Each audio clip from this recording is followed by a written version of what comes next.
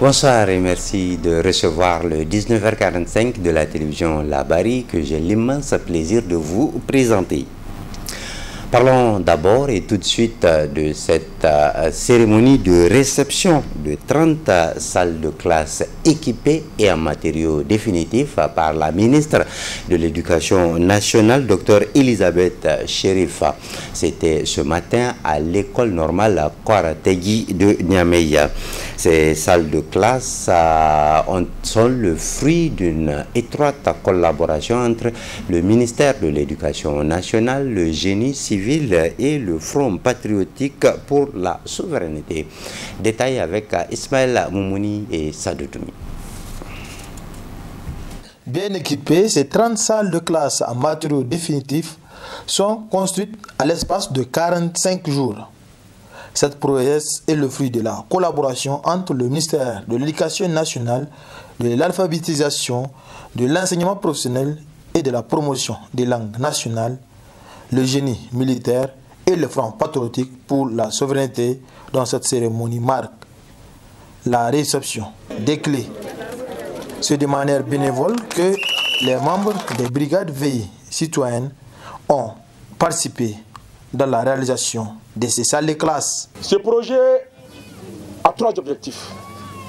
Le premier objectif, c'est la collaboration civilo-militaire. Vous avez vu au fur et à mesure, par rapport à l'évolution des classes, les images où les militaires et les civils sont en train de travailler et construire notre pays. Le deuxième objectif, c'est pour démontrer à la face du monde, en peu de temps, nous pouvons construire des classes en 45 jours. Inch'Allah. Mais ces classes ont été construites en 41 jours, mais aujourd'hui on fait la réception. Le troisième objectif, c'est par rapport au coût, pour démontrer à la face du monde qu'à moins de coûts, nous pouvons réaliser plusieurs classes. 30 classes. Ces réalisations au profit des écoles de Niamey n'a pas laissé indifférent le gouverneur de la région. Une initiative porteuse, salutaire, donc du CNSP, du gouvernement et de nos combattants au menu, j'ai nommé les brigades de veille, avec lesquelles depuis le 26 juillet, nous sommes dans un combat. Monsieur le ministre d'État, Madame la ministre de l'Éducation nationale, les populations de Niamey souhaitent que cette initiative se poursuive dans le temps afin que plus jamais que nous n'entendons parler d'incendie meurtrier. Et cela est réalisable grâce à notre volonté nationale. Après avoir salué ce coup de maître réalisé, la brave ministre Dr Elisabeth Chérif n'a pas manqué d'adresser ses conseils. Cette initiative s'inscrit dans la détermination du président du Conseil national pour la sauvegarde de la patrie, chef de l'État, à redorer l'image de l'école nigérienne afin de doter notre pays d'un système éducatif performant, accessible à tous nos enfants et à même de répondre aux aspirations légitimes et profondes du peuple nigérien. Ces classes vont assurément contribuer à l'amélioration des conditions d'enseignement-apprentissage tout en changeant le paysage de nos écoles et centres d'apprentissage. Chers enseignants, chers élèves, chers apprenants, nous vous exhortons à utiliser ces infrastructures à bon escient et à en faire un lieu de fraternité, de travail, de patriotisme visionnaire, constructif et exemplaire pour le bien-être collectif et le développement de notre pays. Après cette cérémonie officielle, la ministre déterminée s'est rendue sur les différents chantiers de construction de 10 blocs de 5 classes financés par la présidence de la République, et pour chaque bloc, un fourrage d'eau sera également réalisé. Faisons maintenant un grand zoom sur la circulation routière à Niamey. Circulation marquée par des bouchons, ça et là, sur les principales artères de la capitale. Et cela surtout aux heures de pointe. Comment remédier à cette situation des embouteillages de la ville de Niamey? Tentative de réponse avec Hamza Sakou et Nasser Seydou. Vers 7 h du matin, les rues sont presque désertées. Seuls quelques usagers les empruntent et y circulent aisément. 30 à 40 minutes plus tard, c'est le désordre total. De longues files de véhicules débarquent de tous les coins de la ville. À l'image de la voie quittant rond-point Gadafawa, en sortant vers Tilaberi, en passant par le rond-point cimetière, les usagers pressés, furieux de constater le retard qu'ils sont en train d'accuser dans la circulation, témoignent ce calvaire. Il y a beaucoup de véhicules certainement et puis il y a un mauvais contrôle au niveau du rond-point parce que si vous constatez l'autre voie, c'est une double voie, là c'est une voie à sens unique en quelque sorte. Donc il y a beaucoup de véhicules notamment, donc c'est ce qui fait qu'il y a beaucoup d'embouteillages.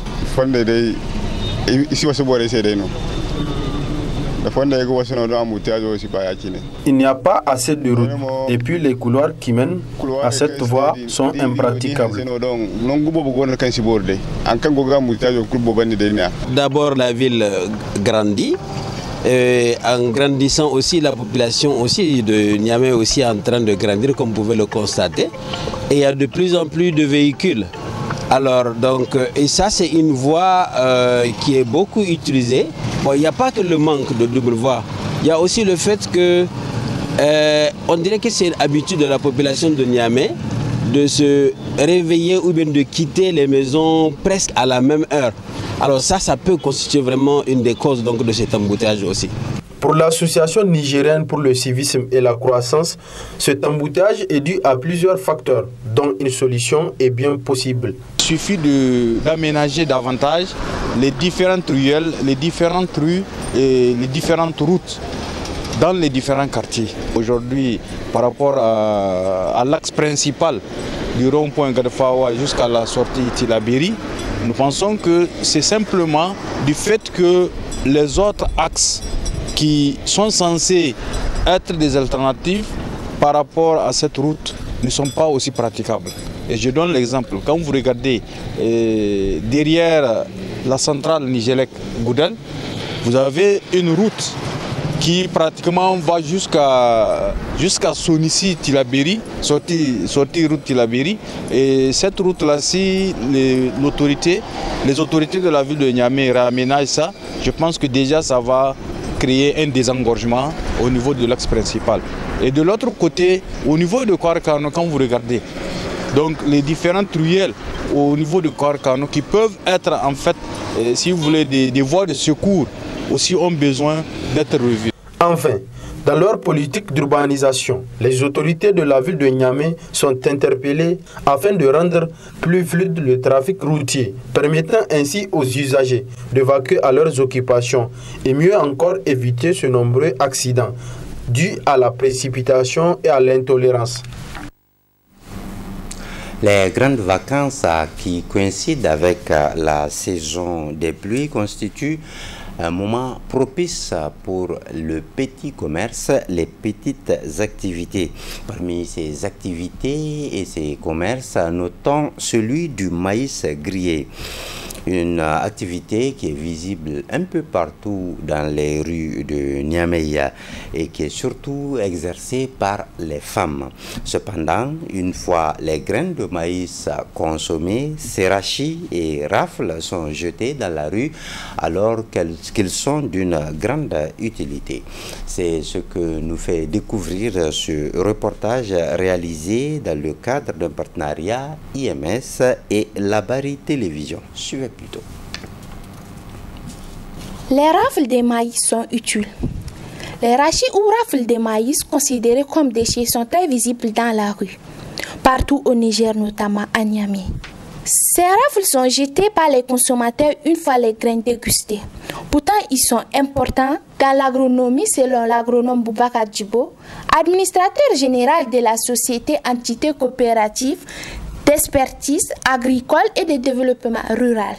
Dans notre secteur principal, donc le secteur agricole, tout ce qui est en réalité un résidu de culture peut être valorisé sous forme d'engrais. Par ce principe, effectivement, le rachis de maïs peut également être transformé en produit qui va intervenir dans la constitution, la fortification et la fertilisation des sols agricoles. Vous n'êtes pas sans savoir que ici, en Afrique ou disons au Sahel, l'un des facteurs limitants de la production agricole se trouve au niveau donc de la capacité du sol à produire, donc de la fertilité des sols. En faisant donc de l'engrais sous forme de bokashi ou sous forme encore de charbon vert, avec le rachis de maïs, on peut effectivement contribuer à rehausser la production alimentaire en jouant sur le facteur fertilité des sols. Quelques recommandations sont adressées envers le gouvernement et aux jeunes producteurs. Les recommandations vont surtout s'adresser aux petits producteurs qui ont du mal en réalité à accéder aux engrais pour produire donc des aliments. On a en réalité des alternatives qui s'offrent à nous, des alternatives qui sont assez économes, assez accessibles. Il suffit effectivement de connaître ces produits et de pouvoir avoir les mécanismes pour pouvoir transformer ça en engrais et pouvoir vraiment produire à un niveau donc de coût faible. Donc c'est effectivement des mécanismes dans lesquels je pense que l'État également, donc c'est une seconde recommandation adressée donc au pouvoir public pour pouvoir vraiment mobiliser les différents acteurs ruraux sur le recyclage des sous-produits agricoles pour pouvoir effectivement redresser, continuer à redresser donc la fertilité des sols agricoles. À retenir que les déchets sont aujourd'hui une richesse. Lavoisier ne disait-il pas que rien ne se perd, rien ne se crée, tout se transforme? Ce reportage a été réalisé grâce à l'appui de IMS. La saison des pluies, c'est aussi un moment propice à l'éclosion des insectes, ce qui pousse les foyers à recourir aux insecticides pour lutter contre ces insectes et particulièrement le moustique qui est à la base du paludisme. Cependant, l'utilisation de ces insecticides n'est pas sans conséquence sur la santé de l'homme lorsqu'il y a abus. C'est ce que nous allons découvrir dans ce reportage de Fadilatou Issifi et Sadou Toumi. En ce moment, nombreux sont les ménages qui utilisent des anti-moustiques tels que les spirales répulsives afin de se protéger contre ces insectes. Les vendeurs de ces produits se frottent les mains. Les gens viennent acheter vraiment. Ils achètent toujours. En plus, c'est moins cher. Cependant, certaines personnes trouvent des inconvénients à ces produits, notamment la fumée qu'ils dégagent. Moi, je n'utilise plus ce produit car ça me provoque le rhume.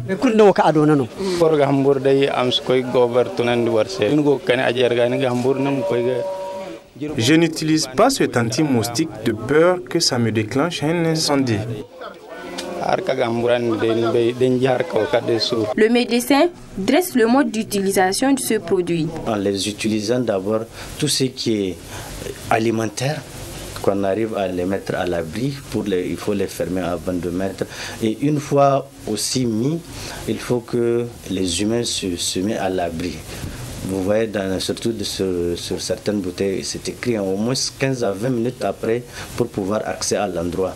Parce que si tu ne respectes pas ces mesures, ça devient nocif pour la santé, surtout pour l'appareil respiratoire, pour l'inhalation. Si c'est de trop, ça peut créer des pneumopathies vraiment lésionnelles. Et ce qui n'est pas bon, ça peut engendrer jusqu'à l'OAP lésionnel qui peut aller vers la mort, on ne le souhaite pas. Et aussi, il faut éviter pour les enfants, parce que vous savez, les enfants ne maîtrisent pas ce qu'il faut prendre et ce qu'il ne faut pas prendre. Donc les enfants peuvent boire ça et puis ça peut causer, ou bien le mettre dans la bouche pour jouer, ça peut causer des dégâts digestifs à leur niveau. En dehors des spirales répulsives et d'autres produits, la moustiquaire imprégnée est aussi un moyen pour être à l'abri des piqûres de moustiques responsables du paludisme. Découvrons ensemble maintenant un métier qui tente à disparaître, mais qui heureusement est encore exercé de nos jours par quelques personnes qui l'ont hérité de leurs parents. Il s'agit du lavage de bonnet.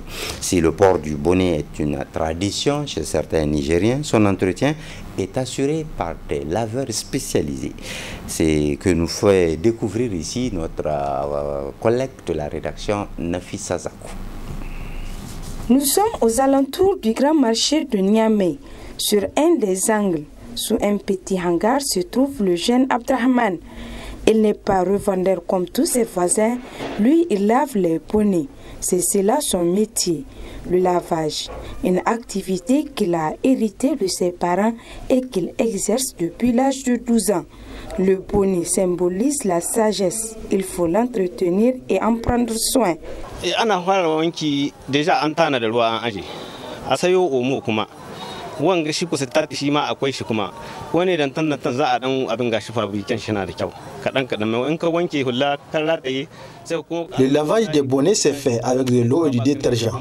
Après, on intègre la gomme et on laisse sécher pendant 2 voire 4 heures de temps. On lave les petits bonnets à 100 francs et les grands à 200 francs. Et celui qui veut qu'on lui repasse son bonnet paye 500 francs CFA.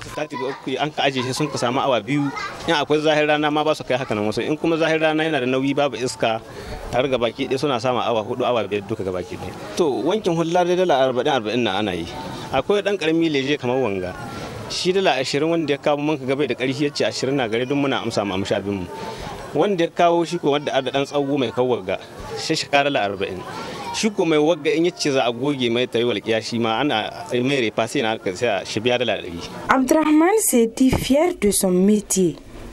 Il l'exerce avec passion et il arrive à satisfaire ses besoins. Mu da ba mu da mawayon kware da ba mu yi aiki kware ba an ka kama ana koya mana ga yadda muka samu muna iya muna tare da masu yi su kuma wanda sun ka samu wani abu daga cikin su wanda amma yamma sun ka shiga kasuwa sun ka bar mana shi mun ma muna nan muna gai ma muna fatan ubangiji Allah shi kawo mahita cikin wannan al'amari da muka yi ko mu bar shi ko mu dafa wani mai. J'ai commencé cette activité dès le bas âge avec nos aînés et Dieu merci on arrive à subvenir à nos besoins et ceux de nos familles. Deux fois, je gagne 2500, 3000, voire 4000 francs par jour. C'est un travail difficile qui demande une attention. Kasan shi rabo na Allah wani ana samun 500 jaka 3 wani bi har jaka 4 an ka samu a samu in ta taho da abin da a sa a kalanci akwai waya gare abin da waya gare shi rago bai wanga aiki tunda swahini ina yi na azumi na naka tunda sai ina yin ne ban huta. Les clients se disent satisfaits des services rendus par Abdrahman.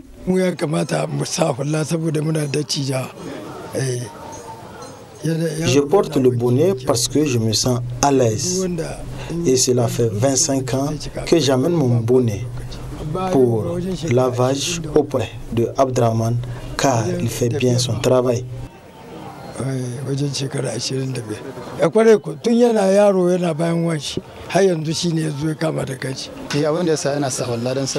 Je porte le bonnet car la religion l'autorise et quand ça devient sale, je l'amène chez Abdrahman pour qu'il le lave. Je lui donne 150 voire 200 francs. Je suis satisfait de son travail. Alors, comme dit un adage, il n'y a pas de sot métier. C'est pourquoi le jeune Abdrahman doit être soutenu et encouragé par les bonnes volontés. C'est la fin de ce journal. Merci de l'avoir suivi. Le programme se poursuit. Tout de suite, vous suivrez la rediffusion de la revue de la presse de la télévision La Bari. Bonne réception et à très bientôt, Inch'Allah.